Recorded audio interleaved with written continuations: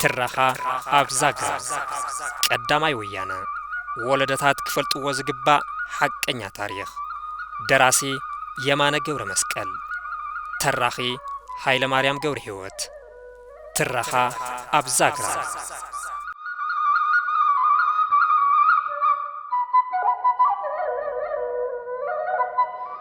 بمسمر عداق حاموس زنبرة بدجازماج كاسا سبحاتن انجليزاوي كونرير باناهور ساكسن زمرح حيل صلاعي كم حدش تتناخيرو نختما وقرو نمقصار زخفتو ومتقعتي نتوم ابتي جنبار تمديوم زنورو وحدات وينتنا اتي كام مقالستن قساسه توسخ حيلنا بصيحلوم نتي دفيو كات زفتن سراويت حيل سلاسن انجليزن بممكات ندحريت صفيعم ملسوهم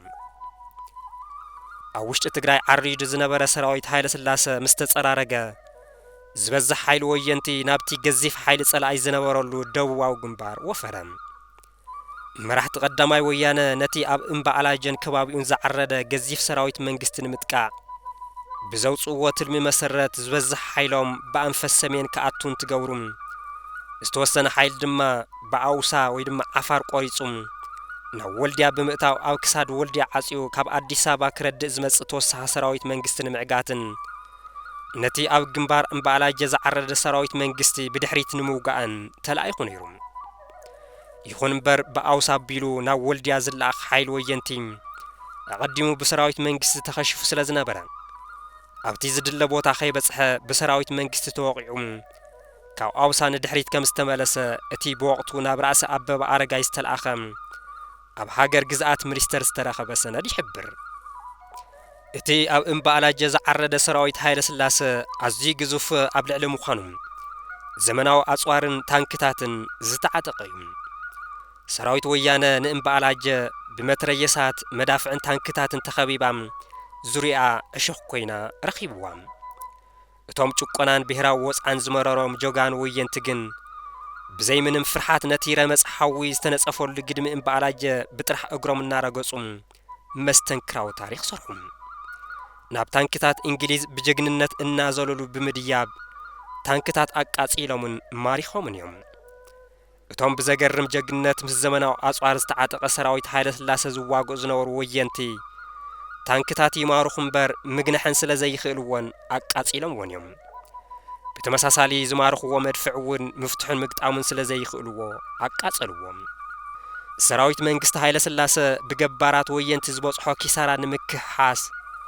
سوق دبداب مورتارن مدفعن تدغاغامي ناي مليسكا متقعوقات كساب 15 مسكرم 1936 عامت مرات يقصل مبار حانت صدر اتخون مريتون كاب ايد وينت حديقو خز ايكالن فتنتاتو بجغننت وينتي فشيلهم يوم كساب شعو زنبر حيل ميزانن وتحدراو سلطن منجستون أم كل خالص توسن أينيهم بفلاي إتي 16 مسكرم استخايدة برتعوق كاب أديس أبابا كساب أسمرات تزرق حزنبر مسمر تلفون ملو بملو بطن وينتن تبتاخن ليتنالن كونيريالن غارينجي جونسون حاويسوم 84 وتحدرات منجست هايل سلاسن إنجليزن انتقطلهم سسان كلتن وتحدرات دما قصيلهم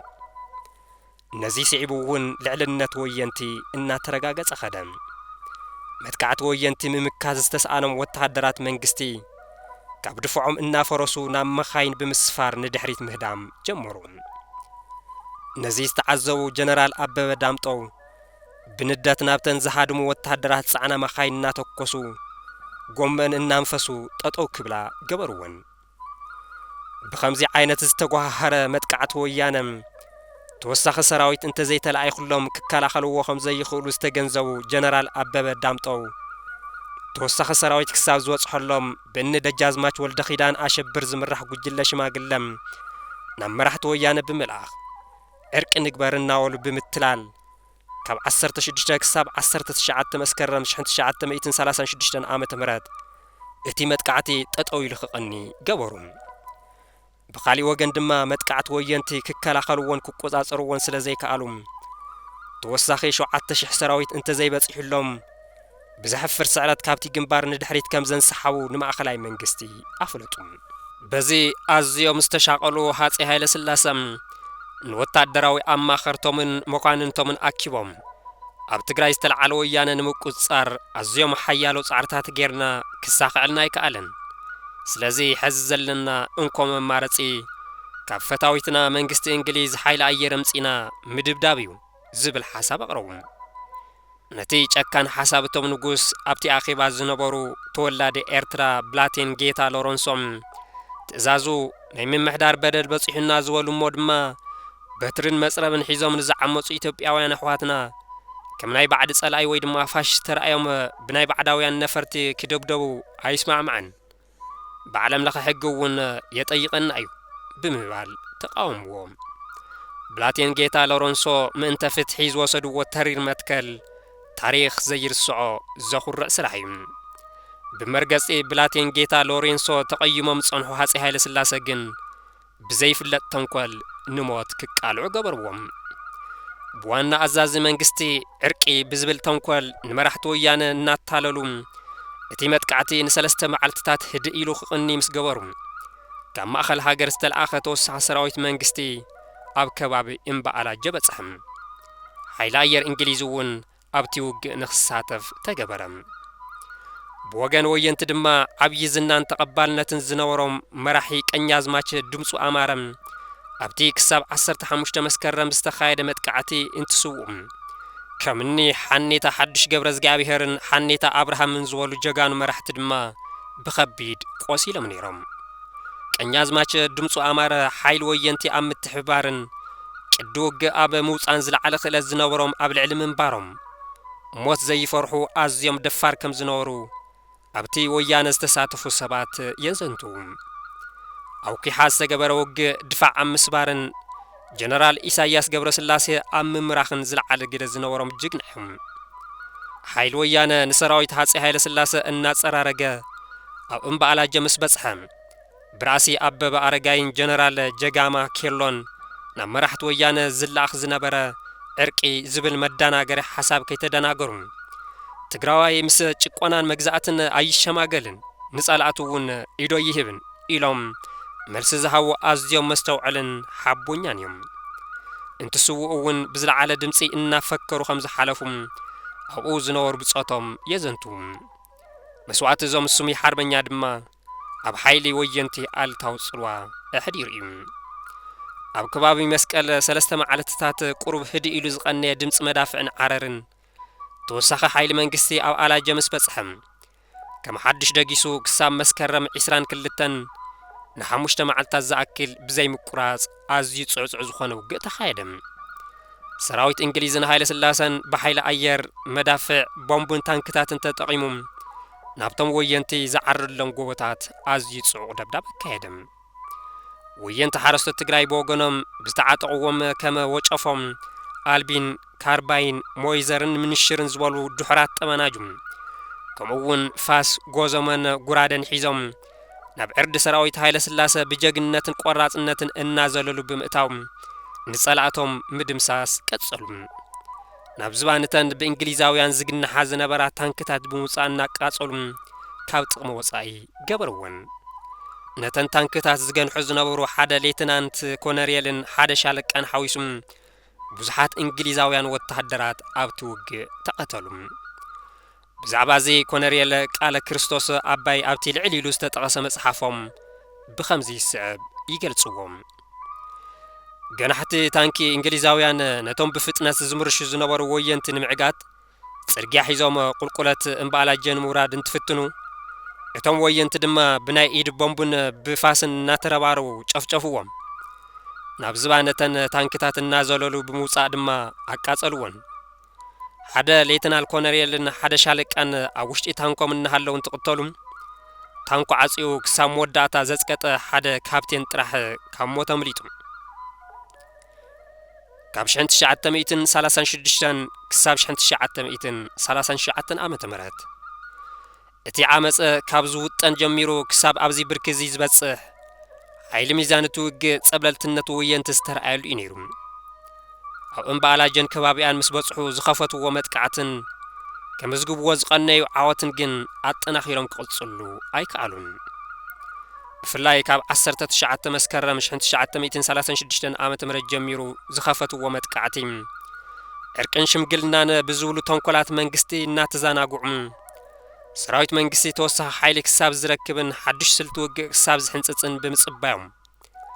ከምቶም ብቅድሚኡ ዝነበሩ ውግኣት ልዕልነት ወየንቲ ንኸይምዝጋብ ዓብይ ዕንቅፋት ኮይኑ እዩ ብኸምዚ ዓይነት ኩነታት ሓይሊ ሚዛን እቲ ውግእ ኣንፈቱ ቀይሩ ናብ ልዕልነት ሰራዊት መንግስቲ እናምርሐ ምስ ከደም መራሕቲ ወያነ ጊዜያውን ስልታውን ምትዕርራይ ንምግባር ተገደዱ ካብቲ ዝሓዝዎ ዕርዲ ድማ ንድሕሪት አንሰሓቡ ከም ሓድሽ ምትዕርራይ ብምግባር ድማ ብ28 መስከረም 1936 ዓመተ ምህረት ካብ 8000 ክሳብ 10000 ዝኾኑ ወየንቲ ብምስላፍ ናይ መሊስካ ምጥቃዕ ውግእ ከፈቱ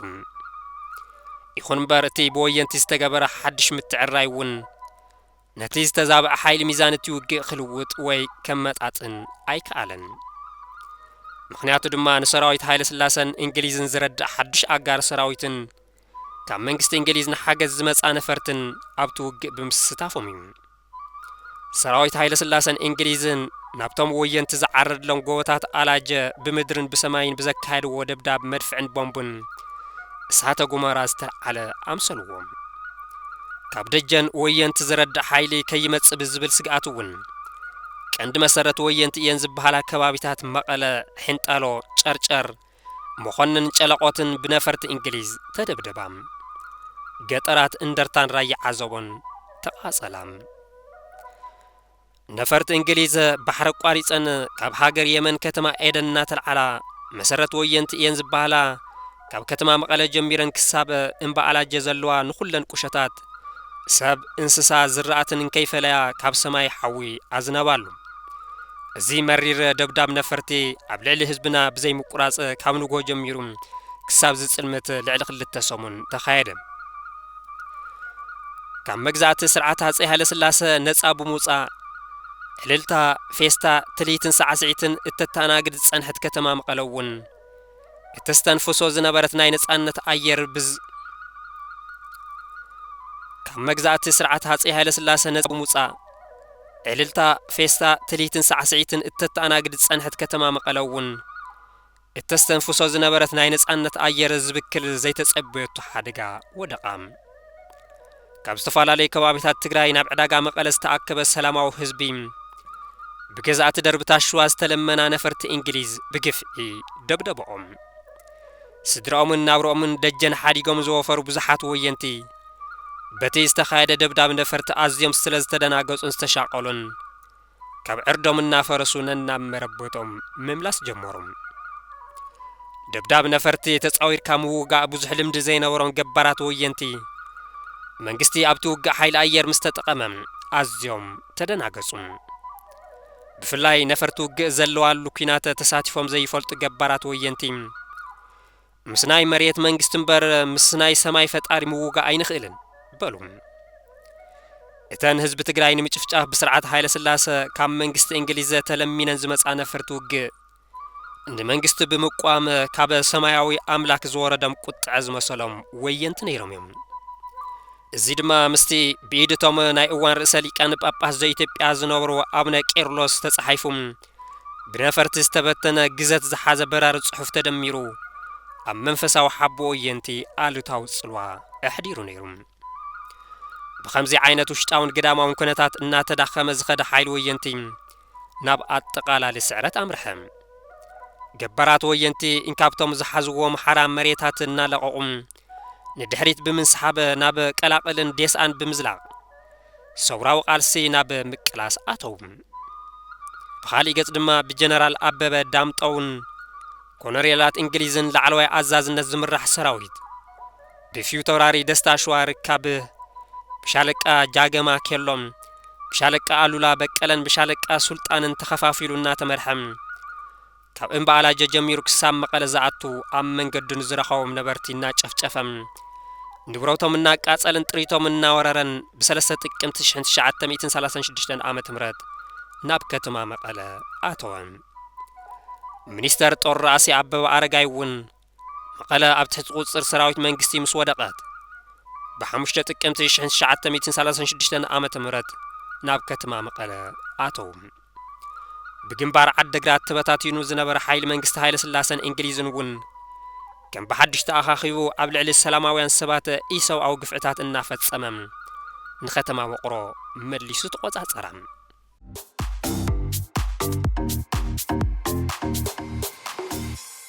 ትራኻ ኣብ ዛግረብ ቀዳማይ ወያነ ወለደታት ክፈልጥዎ ዝግባእ ሓቀኛ ታሪኽ ደራሲ የማነ ገብረ መስቀል ተራኺ ሃይለ ማርያም ገብረ ሕይወት ትራኻ